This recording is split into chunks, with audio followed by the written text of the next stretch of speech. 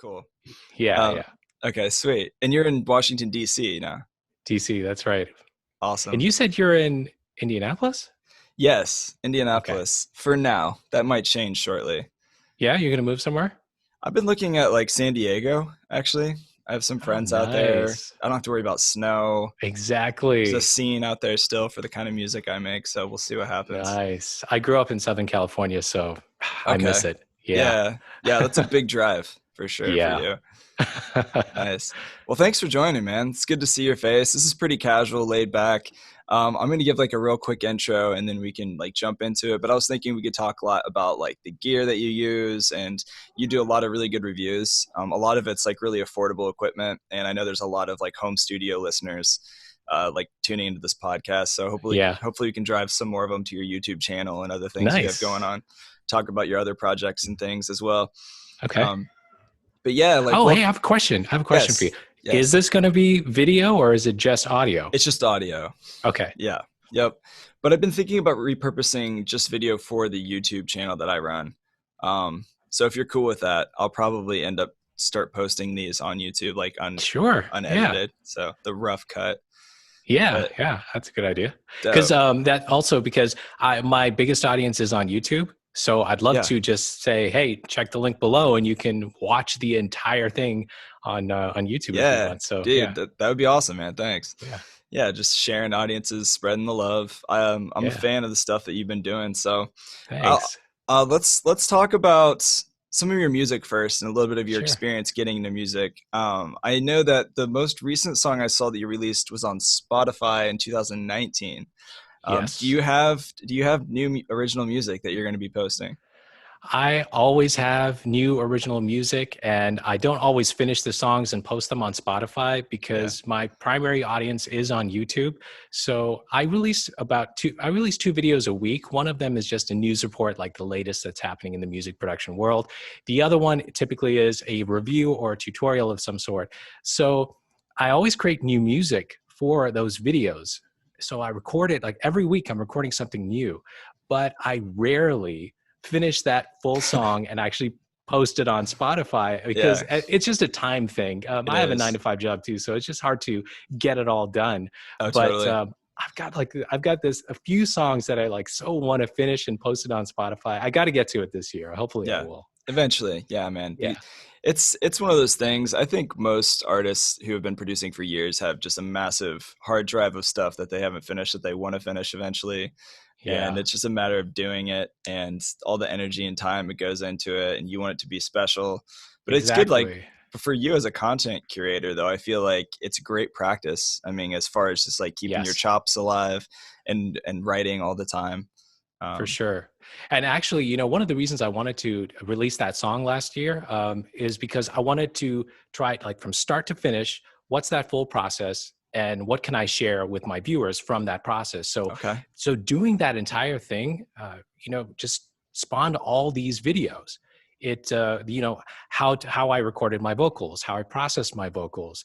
I used a DistroKid to upload the song to Spotify and Yeah. everywhere. So I created a video on that. So yeah, I know every time I actually do complete a song, I learn so much more, and there's always something new to share with people. So I got to get to it. I always tell my Yeah. viewers that too. Hey, finish your songs, post them, and move on to the next. I need to follow my own advice. No, it's funny because I can say the same about myself, and teaching Ableton to my students is like I don't always practice everything that I preach, but it's good that I'm still preaching the right things. So whatever, you're doing good things. Thanks. Um, but yeah, man. So you do a lot of reviews. Speaking of YouTube, you Yeah. do a lot of reviews on gear and plugins and all these other things. I'd like to just kind of fire through different genres, if you will, of affordable different plugins or gear or things that you reviewed, just so for a lot of listeners here who like have their own home studio setup, maybe even those who are just producing on a laptop and want to expand their studio, could just talk about a couple things and some of your favorite reviews that you've done, and I'll share some of my own personal favorites, and we can just nerd out about all of our favorite musical toys together. And this could just be a nice archive, if you will, for people to listen to later if they're thinking about buying a keyboard or whatnot. I love it. Yeah, that sounds like fun. Sweet, let's do it. So let's start with microphones. I know you did a review of some of your favorite and best studio microphones. You did a shootout with like more affordable mics around $100 or so, or Yes. even a little more. So maybe talk about that. If for entry level studio mic, like different purposes, what's your opinion? So the video that I did is on budget studio microphones, and for that video, I did a number of tests. So I tested on vocals and spoken word, and I was really surprised at which mic won for me, because I had some of the really popular microphones in there, like the Audio-Technica AT2020, right? Super Yeah. affordable, really popular. And I thought, oh yeah, this is going to be one of the obvious winners, or maybe it'll just come out on top. I was super surprised by the MXL 770. Okay. I had never considered microphones from MXL before. I haven't either. And yeah, and the reason I got turned on to them was because some of my viewers, I asked my viewers before I actually did the video, I said, what microphones do you want me to check out? And a lot of them said MXL.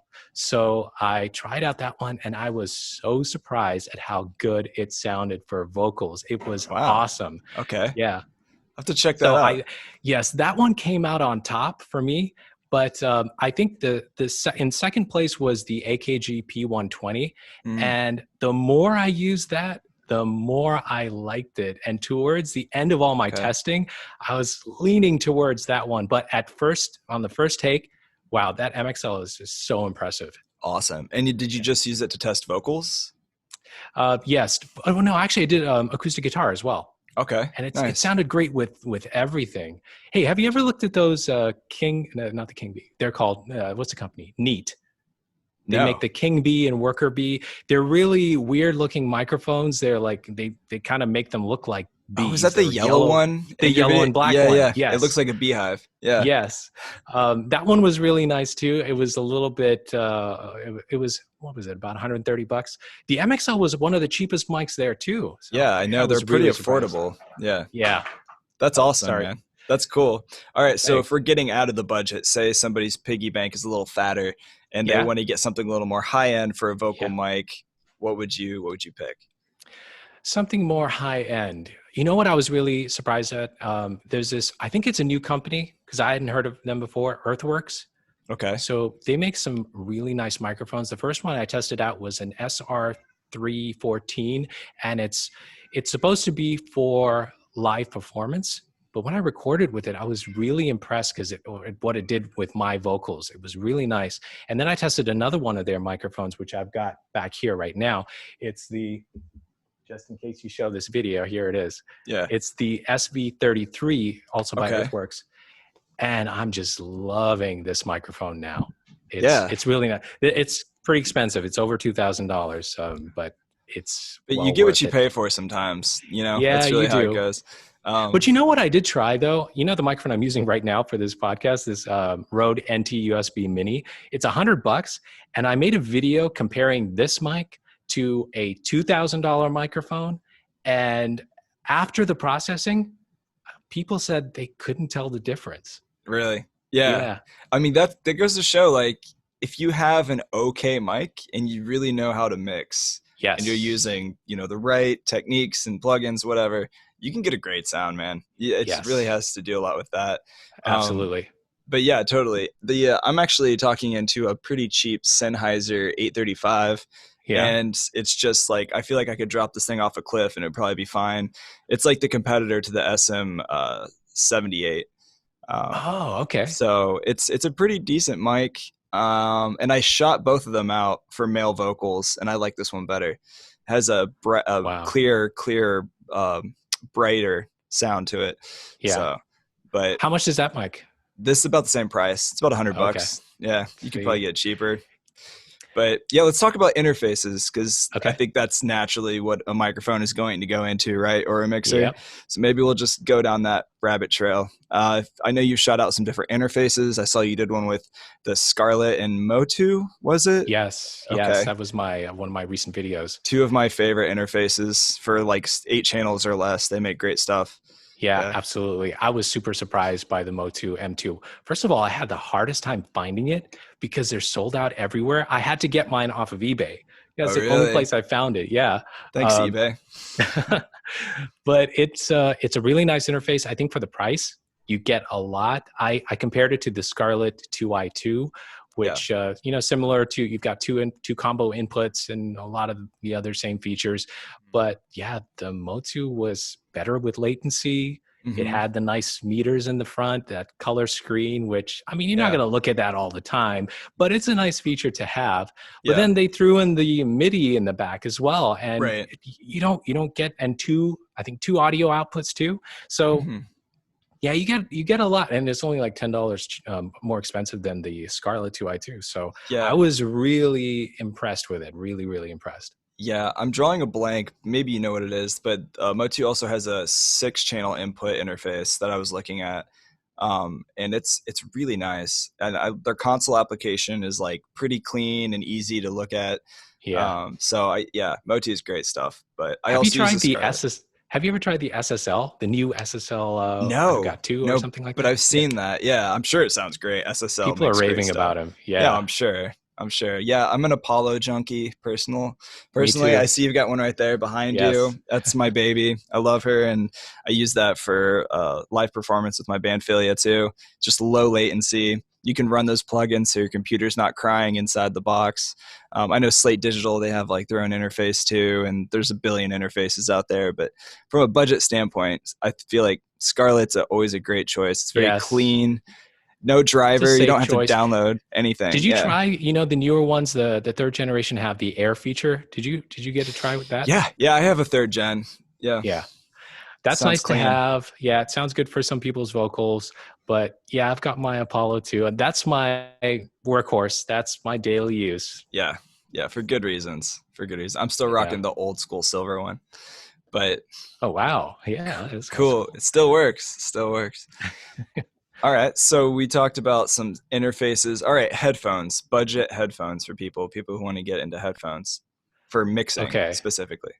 For mixing. Okay. Yeah, let's start with mixing. Really budget is, I was really surprised at the Sony MDR 7506s. These were just, of course, those are they're classic. Just the standards. And, you know, I picked them up. So I got a bunch of these headphones for the video. And of all the headphones, the Sonys, in the packaging and stuff, it just seemed like the cheapest one there. I was like, this is not going to be that great, or it's just going to sound too much like consumer headphones. I'm going to be disappointed. I took them out. I couldn't believe it. I was like, this is it. You just need this. If you're on a budget, just buy these. You're going to be fine for a long time. They're really, really, I mean, my favorites are still the Beyerdynamic DT 770s, but I have the 990s laying next to me right now. And those are my number one for sure. I love the 990s, and I feel like you can't beat it. It's like 2 little pillows just hanging out on your head. Yes, I love them too.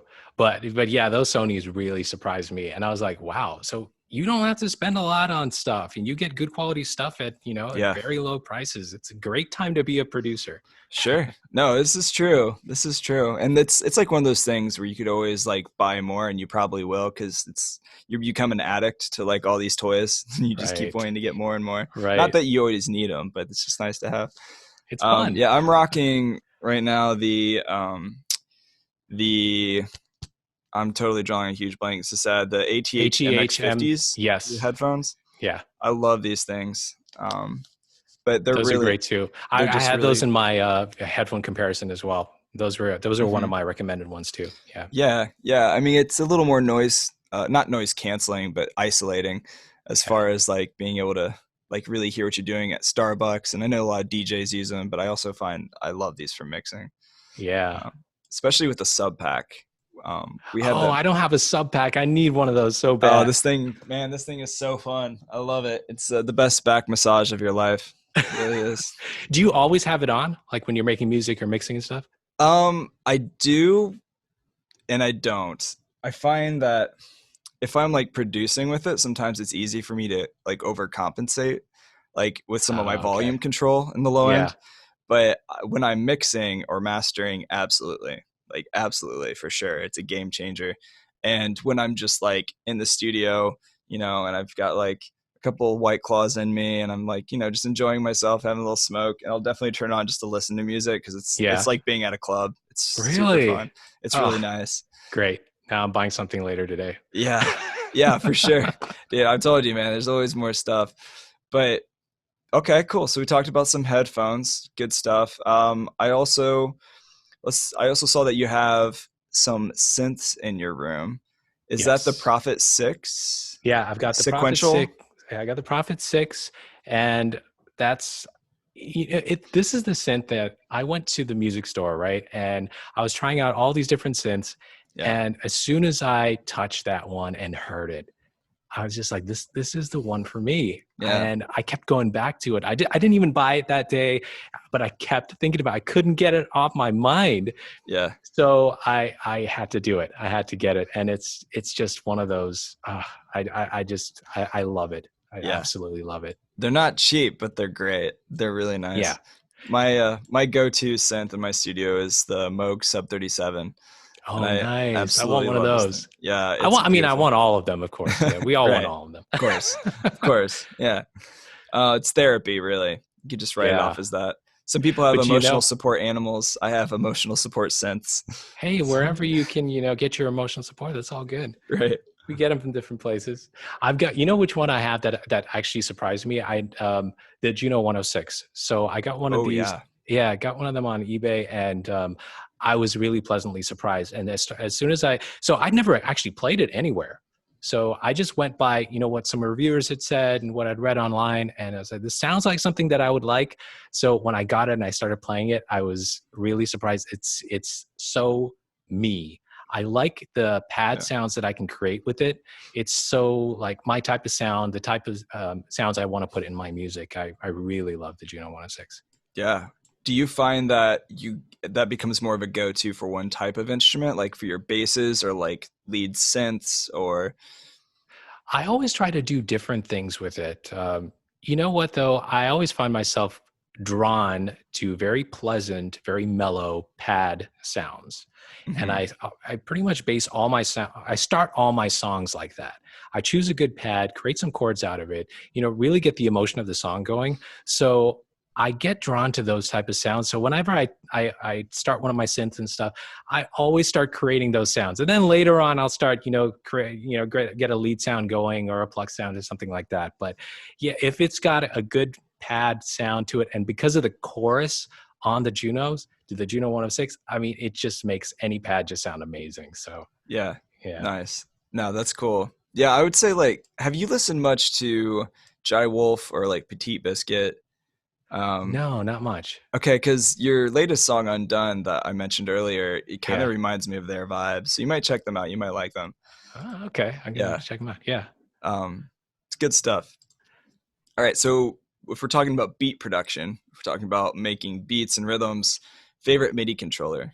Like if you could have one MIDI controller to go to. For me, naturally, it's the Push 2, because everybody in the Ableton family loves the Push 2. It's what it is. But it's, for sure. For Ableton control, nothing beats the Push 2, for sure. Yes. But if I'm just going by drumming, finger drumming, I really like Machine. Okay. And I love the pads on Machine. Yeah. And I like just throwing in, like, choosing any kit and just start experimenting with that. It's like instant gratification. I find that Machine is instant gratification, where Ableton, you need to kind of load your favorite stuff. Okay, I got to switch some of these samples to get it the right way. Machine is just like, hey, let's try a new kit today. Wow, it sounds great. Feels good drumming on it. Everything is right away fun to play, and your ideas start flowing right away with Machine. So for finger drumming and creativity, I do like Machine. But for Ableton control, you can't beat the Push 2.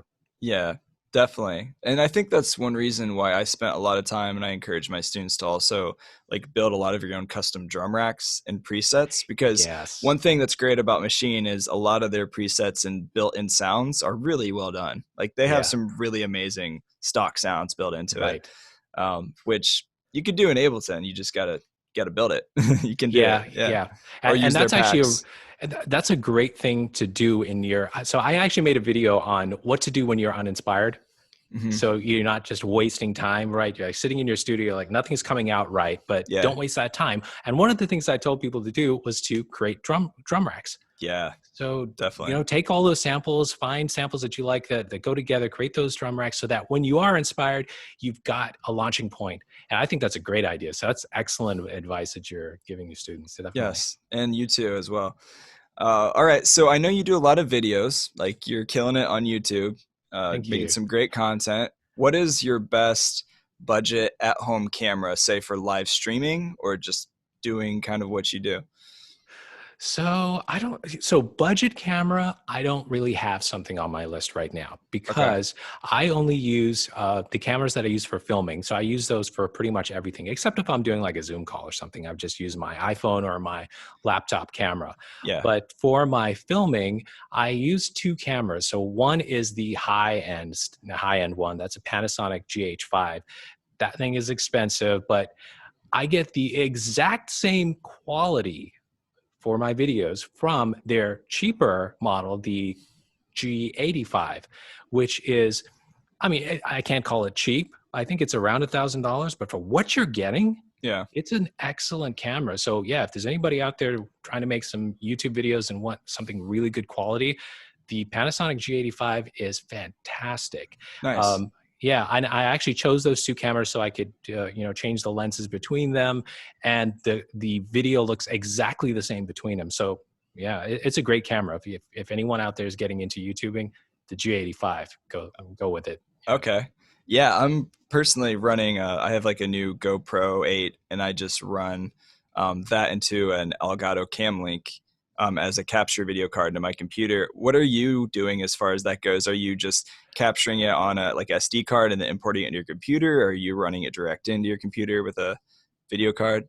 So for my YouTube videos, yeah, I'm just capturing it on SD card and then I import it into my Okay. computer. It's not a direct feed. I do want to improve my live streams. Yeah. So I want to get something like the Elgato to be able to do that with my DSLR. Yeah. So yeah, because right now I just did a live Q&A the other day and I just used the my iPhone camera. The quality was fine, but I know I can do a lot better. So I got to Yeah. try that. Yeah, I got to try the Yeah. Elgato stuff. I mean, video capture cards are not cheap, but it's a worthy investment. If you're spending that much on a good camera you want to use it with, it's Yeah. definitely worth it, right? Yeah. But the Man, I'm making a shopping list just from talking to you today. Wow. I'm apologizing right now in advance for that shopping list that you probably didn't need before this call. But yeah, I love Black Magic. They make great video capture cards as well. Yeah. And I just haven't actually owned one, but I know a lot of people who love it, who do a lot of live streams. Really quality stuff. Okay, so let's move on. Let's talk about affordable keyboard, like a MIDI keyboard. We talked about like beat production machines, push machine, and I would say like if we had to just talk about keys, because I know you like a lot of keyboards. You've done reviews on this. Yeah. See, I'm primarily a keyboardist, so definitely keyboards. I've done so many reviews on keyboards. Now, if you want something mini, I would say there are several nice ones to choose from. The Arturia Mini Lab, although I feel like Arturia needs to update that thing sometime soon. It's been out for a while, so Yes, it has. If somebody would ask me, I would say, hey, just hold off on that if you can and see what they're going to do. Okay. I haven't heard anything, but it'll be nice if they do. Yeah. So because they have such nice keys, I like the Mini Lab do. keys a lot. I have the Keylab 61 sitting next to me right now. Oh yeah, Yeah, by Arturia. I love the Keylab series because it's like bang for your buck. Yeah. You get a lot of value from those because for like synth action keys for that size, when you look at Native Instruments or you look at like Novation, they've got great products, but Arturia, I mean, they're selling them cheaper right now, and you get a lot of the same features, and it works so well with their Analog Lab stuff. So I think bang for your buck in that size 4961, Arturia Keylabs are the way to go. Now, if I wanted to do if you have a little bit extra money, I really did like the Native Instruments M32. The keys are mini, so at first glance, if you're comparing the Mini Lab and the M32 by Native Instruments, you'd be like, oh, the Mini Lab is going to be so much better. But then I was really surprised with the M32 keys. Key feel is really important to me. So the key feel was really good. And having those extra keys, because it's 32 keys instead of 25, which is normally what you get, actually makes a big difference. Okay. So yeah, that's probably like my second choice. That's good to know because I'm not a keyboardist, but I do a lot of collabs with keyboardists that come to my studio. And Yeah, so like I'm always thinking about, maybe I should upgrade and get like a nicer keyboard that's more natural kind of for them. So, and I yeah. know you're a keyboardist, so I'm like soaking this in right now.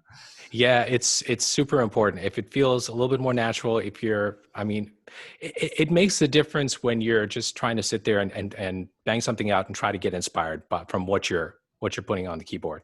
You know who really needs to improve their key beds? Tell me. Novation. Novation Yes. has Amen, brother. the Amen. launch I've been key. saying that. The launch key. They just released the launch key Mark III too, and it's such a great keyboard. It's so good for Ableton. But if they just, It's I mean, buggy. It's really yeah, buggy, man. It is. I had what was it? It was one of their smaller versions of yeah. Novation. You reviewed it. I saw a picture of it in one of your tutorials, but yeah, it's just it doesn't always sync up. Like you have to really get into the brain and change that thing for it to be compatible with any kind of Ableton mapping of any sort. Like, if Yeah, and you know what? I think because they do so well with Ableton, or they try to do so well with Ableton. If they were to just get that key bed better, yeah, they would have a killer keyboard, yeah. especially in the mini market, because everybody tries to do something for Ableton. Like you can get by with the Native Instruments M32, the Mini Lab, you can get by with it, but Novation really tries to do the best for Ableton users. So yeah, man, if they would just put a better key bed on there, I think they would have a winner. Everybody right now go to innovation.com or whatever and just like send a little message of what we just said, and maybe we can all together start a movement and We'll make the change. make the It change. starts with you. That's right. It really does. Making Novation great again. No, I'm just kidding. I'm just kidding. I didn't say that. We'll edit that out. But cool, man. Any other MIDI keyboards? If somebody was wanting like a nice, we talked about like some of the smaller, Novation. I know Akai. I like Akai's smaller MIDI keyboards. I think they make some really good ones too. The MPK Mini. I'm a Yeah. big fan of that. I take that and throw it in my book bag on the road and travel, and I love Did that you try thing. the latest one? They just released the Mark III. Did you get that? No, I have the 2 actually. So I was kind of disappointed with the Mark III. Really? It's pretty much, and for this reason, I just wish they did more, because they added a little screen to it. The knobs are better. The key feel is slightly better. Okay. But with that screen, I'm thinking, okay, wow, this is going to do something really special now. It's gonna make things a lot better, or it's going to add some features that we always wanted. But it didn't do much. The screen didn't add much at all. You see the MIDI CCs on there, and that's about it. And now they have modes for Ableton, GarageBand, and all this stuff, but it didn't do anything special. Really? So it's pretty much, I would say it's pretty much the same keyboard as the last one, with minor improvements to the feel and the interface a little bit. But as far as adding more features, Yeah. I don't think they did it. And I think there's potential if they actually take the time to improve the screen or something like that. Okay. But yeah, so if you've got the Mark II, stick with the Mark II. Interesting. No, Yeah. that's great advice. That's great advice. I love my Mark II. I'm a big fan of it. Use it all the time, like I said. And this Arturia Key Lab is making me happy too. Yeah, those are great keyboards for sure. If you could only own one large keyboard, MIDI keyboard, what would it be? Anything. I have to say the S88 by Native Instruments. That's the one that's behind me right now. Okay. So that's my main keyboard. Yeah. And I'll tell you why. I don't recommend it to everyone. Why it helps me so much is that it helps my workflow. So things are much faster when I'm working with that and complete control, because the integration with the Native Instrument software is near perfect. Yeah. So finding presets, modifying presets is just super easy with the S series Native Instruments keyboards. So for me, speed is really important, because I'm creating new pieces of music and I have to put them out by Saturday or Sunday. So I need to move fast. And this really helps with that. Now, it doesn't have drum pads on it. It only has, 8 encoders. And so you can get more, like with the key labs, right? With the Arturia key labs, you get faders and stuff. You don't have that with this. So it's a little limited. So I don't recommend it to everyone, but it really works with my workflow really well. Yeah, I find that those keys feel really nice. I've played on that before. I have some friends who have it. Yeah. And some of them actually purchased it because it helps them with some of their music theory, because you have all the keys that can light up and can tell you which notes to play if you want to lock it in a Yes. specific key. So I feel like that's a cool feature that a lot of MIDI keyboards don't already have too.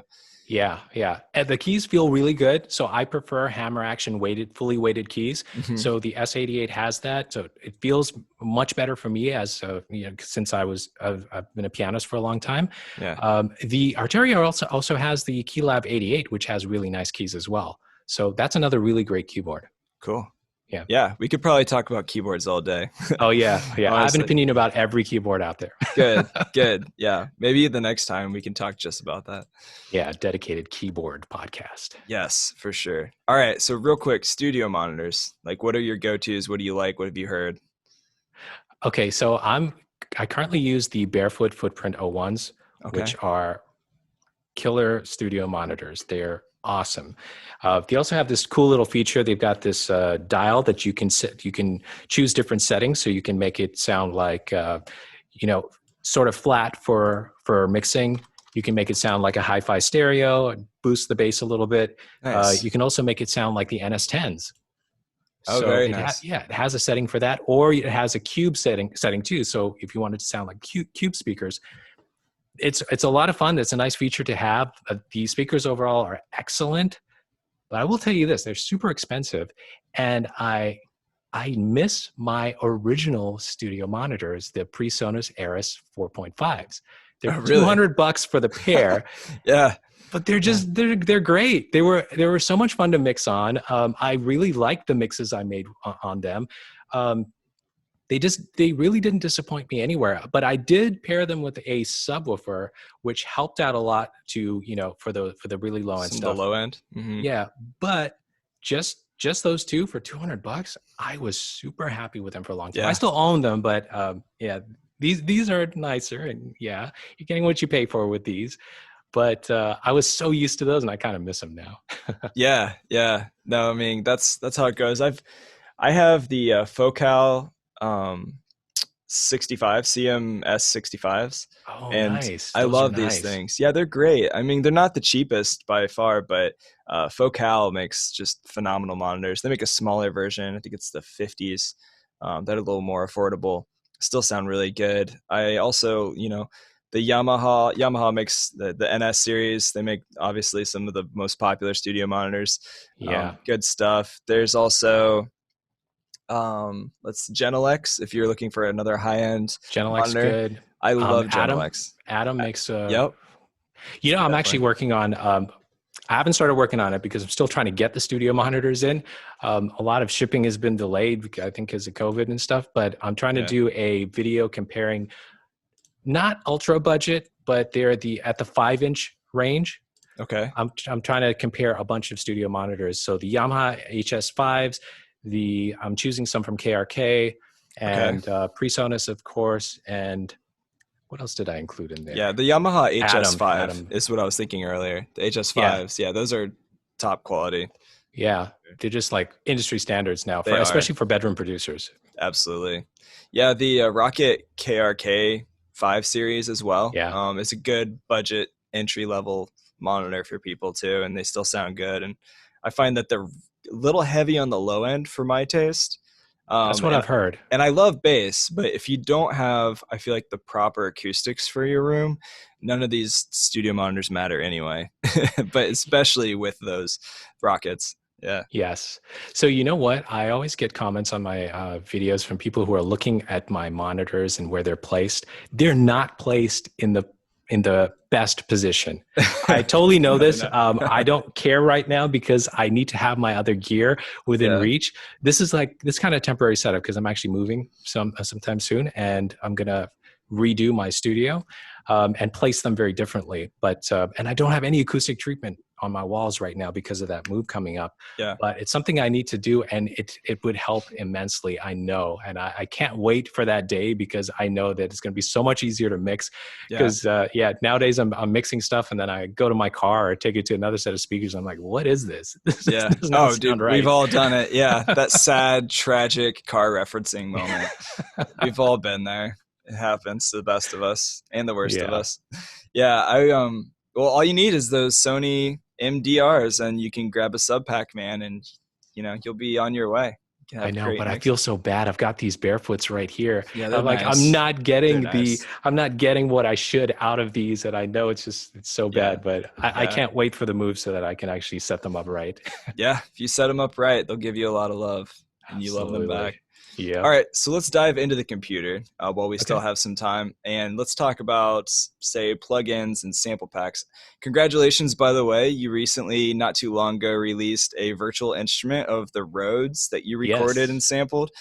Maybe like real briefly, just talk about that, like that process experience. It's kind of cool.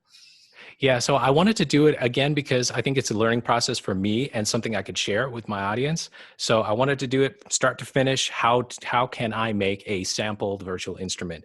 So it wasn't that hard. The only thing I had to deal with, it's a 1975 Fender Rhodes keyboard. So Classic. it's amazing. It sounds awesome, but as soon as I started recording every key, so every key was recorded at Yeah. 2 velocities, and I started hearing this buzzing that I never heard before, and I had to really work to kind of get rid of that. I used Isotopes RX, which is really great for getting rid of noise in audio samples. Yeah. Yeah. So I used that a lot. It really helped. But yeah, the process wasn't as bad as I thought it was. I thought it was going to be a really time-consuming thing. It was because it was my first time doing it. Mhm. So I would, there would be little obstacles like, that the noise, the buzzing coming out of it. And I'm like, oh, I got to go and re-record every key. So, but that was part of the learning process. But once I'd learned it, I'm like, this is not too bad. So basically I just, hooked this up to my audio interface and recorded each key at different velocities.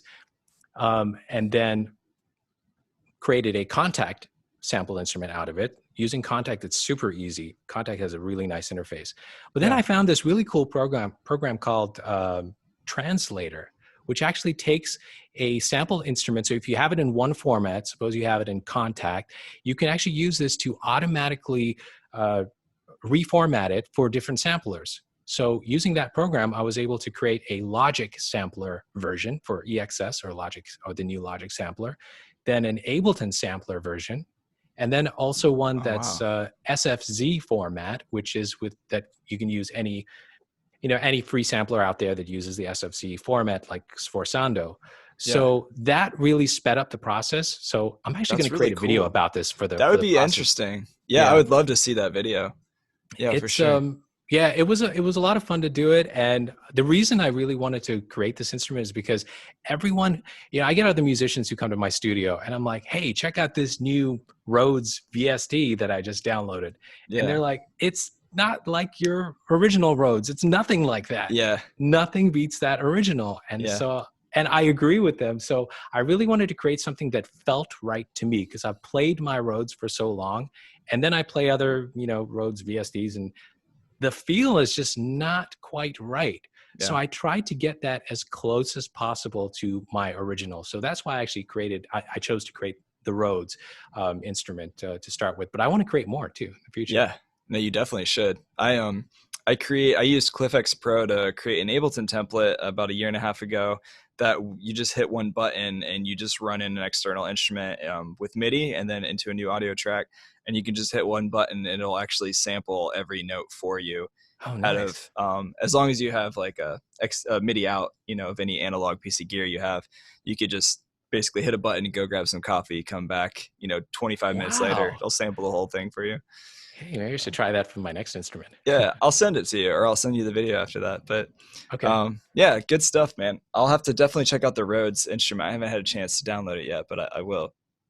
And that's on your site, sanjayc.com, right? Exactly. Yes. Okay, cool. Yeah, and we'll put links in the show notes for anybody listening. Thank you. But yes, on that tangent, I know you create other sample packs and things. What are your favorite plugins? Let's just hit all the categories real quick and say favorite plugin for just mixing or mastering. Okay, you know what I did in preparation for this? I actually screenshotted my Ableton Favorites. Yes, that's great news. Okay, so I'm looking at the screenshot I took of so I have an Instruments Favorites folder. Okay.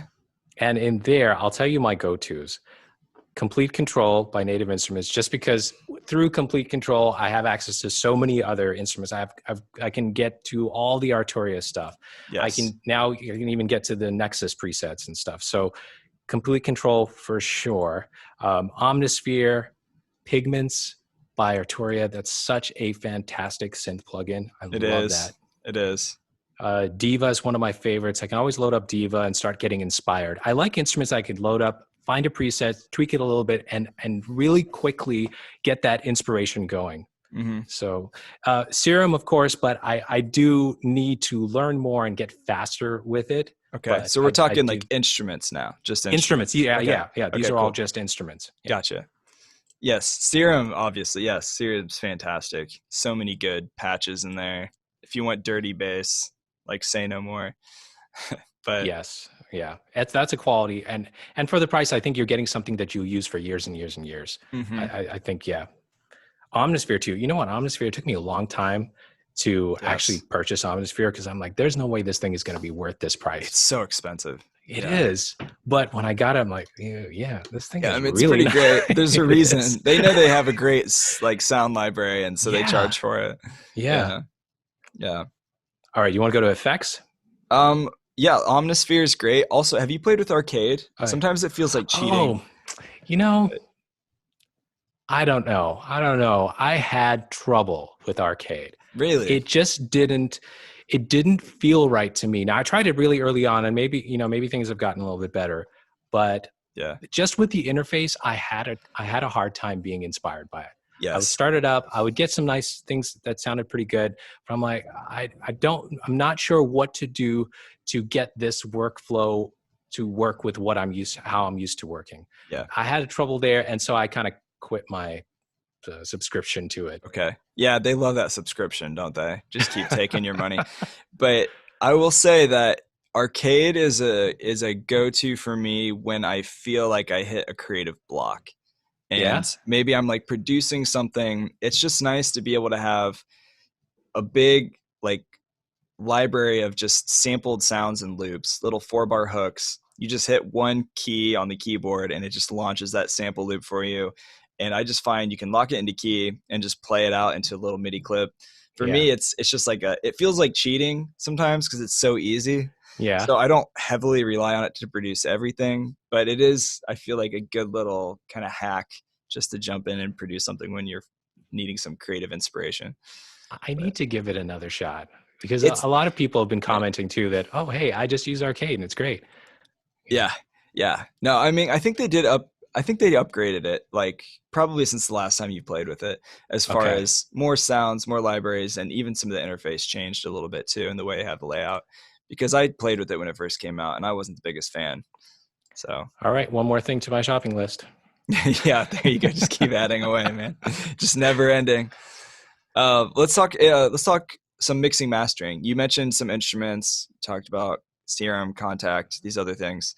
So mixing, mastering. If you just had to talk mixing plugins, you mentioned RX by Isotope, and we had John Bailey, the CTO. He was the CTO of Isotope, and he was on the podcast. And nice. Big fan of their products. They make good stuff. Yeah, they make quality stuff, definitely, for sure. I love Isotope stuff. I use it so much. I use Ozone for mastering on everything I do.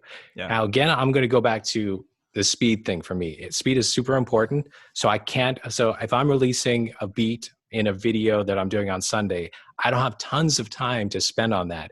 And that's what I really like about Ozone, is because they've got that master assistant thing, which gets things pretty much good enough. It's pretty where good. They should be. And I'm happy with it. I don't have to mess with it too much, right? Yeah. I like that, but I always also put Gullfoss on my master. What is it? Gullfoss. Okay. Finally, I put something on your shopping list. You did. Today. No, I've got some shopping to do now. This is good. You need Gullfoss. I was, the first time I tested it out, I was like, what is this thing doing? I don't understand what I'm supposed to do with it. It's got these controls with weird names on them. Like, how do you spell this? Gullfoss. Okay. One word. I'm going to do some research. Yeah. It was at first I was like, I don't hear this is doing anything. What am I supposed to do with this control? And what's this one do? It was all so cryptic, but once I got it, and once I watched one of their videos, they're like, just, take this up just to 20% and the other one 20%. And I was like, wow, it's making a huge difference. It's bringing the clarity out. And I just throw it on the master, mess with I forgot what those two controls are called. So it has so weird. Does it have a chain so you can add and take away like the compressor or the EQ or? No, none of that. It's just one thing. It pretty much looks like an EQ, and you've got 4 controls on it. Oh, wow. And man, I wish I had a screenshot of that, because I can never, I even mentioned in my video about it, I was like, I wish they would call these something different, because it just doesn't make sense. Okay. What it's called. Like, I don't know. One of them is called like compensator. It's not, I know it's not compensator, but it's something weird like that. Like, why did you name a control that? It's like sausage fattener. It's just But once you understand what it's doing, then those controls kind of make sense. But it's simple to use because you don't have that much to tweak. Okay. And if you just adjust 2 things, it brings out the clarity. Okay. Things just sound that, I always say, it sounds that 10% better. Cool. Yeah, just that little bit, but it's worth it. Mm-hmm. And it's worth the price, and it's worth me putting on every single thing I create, because it just makes everything slightly better. Well, I'm going shopping now, so thanks for that. That's good news. That's how I feel about, and this is on a smaller scale. Maybe it's that extra like 4 or 5%, but on my mastering chain, I like to put the Oxford exciter on, I'm sorry, the inflator. The Oxford inflator. I've tried the inflator before. I like it too. Yeah, it just adds a little bit of an extra brightness and like warmth and fatness to the mix, just a tiny bit. Yes. And it's nice. I love that. That's a great recommendation. I tried it. I didn't actually purchase it in the end, but I always think about going back to it. Every time I see it on sale, I'm like, hey, I think I need that. I liked what it was doing. Yeah. That's a great recommendation. Yeah. Sonics makes some really ugly plugins, but they sound amazing. Like, let's just put it that way. That's true. All right. So let's talk special effects. If we're just going to talk special effects plugins, like, what are some of your favorite? Before we do, I just real quick break, and you can cut this out. Yes. I do have to stop in like 6 or 7 minutes. No, that's totally cool. No, that's totally great. We'll wrap it up. Okay. Yes. So effects. All right. I took a screenshot of my effects favorites from Ableton. So from effects, I gotta say, and I don't think enough people try this. And at first when somebody told me about it, I was like, I don't know, I've never heard of them. Sound Toys. Yes. Now, once I got Sound Toys, I was like, wow, there's no going back. I love this stuff. Amen, brother. I love Sound Toys. I'm a huge fan.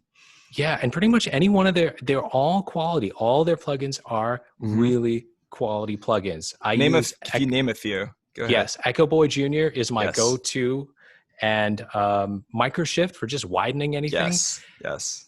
I mean, I have tons of other stereo widening things. I've even made one in Ableton out of the delay, and it's okay. But Microshift just instantly, I'm like, it's amazing. Yeah, this is perfect. I don't need to touch anything. Yeah, it's instant bliss. It really is, and you don't even need a lot of it. Just a little bit, just for that little chorus effect. It's beautiful. Exactly. I use that on my vocals a lot. So my lead vocals are sitting in the middle. Any backup vocals that I do, I just throw Microshift on it, separates them nicely, makes everything sound full. It's near perfect. Yeah. You know which reverb I really like recently? ROM by Native Instruments. Ooh. I'm a Valhalla kind of dude, but I'm looking for new reverbs. Love Valhalla. Vintage Verb, definitely I would say that is my go-to for reverbs. Simple, light, sounds great. Yep. The right controls right up front. Yep. I love it. Yeah, absolutely love it. But what was that one you just mentioned? ROM, R-A-U-M. All right, R-A-U-M. I'm going to add another tab in my browser. This is great, man. Also have to give a shout out to Convolution Reverb and Max for Live device in Ableton. So Convolution Reverb, it's one of my favorite go-tos. If you have 9 or 10 suite, it's already in there with your Max for Live Essentials pack. So check it out. Convolution. I gotta try that. I haven't tried that. And you can create your own reverbs and import them into there as well. So just get your phone and just record a balloon popping in a cave or a tunnel or something, and you'll have that tunnel sound forever. Yeah, it's a really fun plugin. Convolution Reverb. It's great. You know which plugin surprised me recently? Thermal by Output. It's Oh, their okay. new. I've It's seen their. that. It's I've their seen that. newest one. It's they say it's distortion with movement, something like that. They say, I mean, Okay. that's their tagline for it. Yeah. But it's I typically don't get a lot from distortion plugins, probably because I haven't used them enough and I don't know how to dial it in just right. But as soon as I tried that, I was like, wow, this is really doing something interesting. I like what it's doing with drums. I like what it. I even put it on some vocals, and I was really impressed. Creative distortion. It really surprised me, and Yeah. I'm loving it now. I just experiment with it so much these days. Yeah, yeah, definitely. I know Saturn by FabFilter is kind of that for me. It's a creative distortion kind of weird thing. Yeah. Soundtoys Decapitator is an amazing distortion Oh yeah, plugin. Decapitator for Or sure. just Ableton Saturator if you're trying to be DSP friendly. It sounds good too. Yeah. Yeah, man, we could talk about these things all day. I know. But I want to respect your time. I would say, last but not least, if you could just tell people maybe where's like the best place to stay connected with you, if they want to like learn more or follow you, where should they go? So youtube.com/Sanjay C, SANJAY, and the letter C. And I'm really good about answering comments too. So if you do have a question, leave it in the comments. I try to get to all of them. That's the best place to reach me. If you do want to check out my virtual instrument, go to sanjayc.com. Yes, and the new Rhodes, Yes. or the old Rhodes, we should say.